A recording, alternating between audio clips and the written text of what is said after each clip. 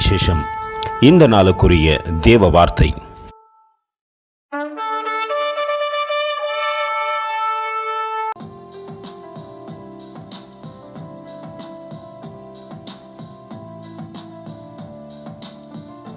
కాబట్టి ఈ నా మాటలు విని వాటి చొప్పున చేయు ప్రతి వాడును బండ మీద తన ఇల్లు కట్టుకొనిన బుద్ధిమంతుని పోలేయుండును.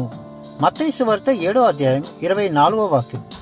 ஆகையால் நான் சொல்லிய இந்த வார்த்தைகளை கேட்டு இவைகளின்படி செய்கின்றவன் எவனோ அவனை கன்மலையின் மேல் தன் வீட்டை கட்டின புத்தியுள்ள மனுஷனுக்கு ஒப்பிடுவேன்.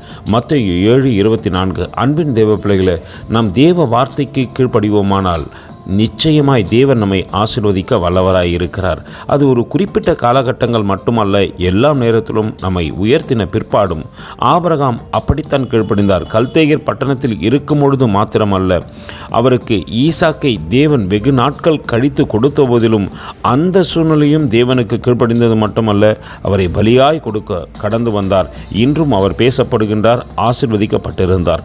நம்மையும் தேவன் ஆசீர்வதிக்கத்தக்கதாக இந்த காலை வேளையிலே பேசுகின்றார். அவர் வார்த்தைக்கு கீழ்ப்படிந்து அவருடைய சத்தத்திற்கு உகந்து நடப்போமா?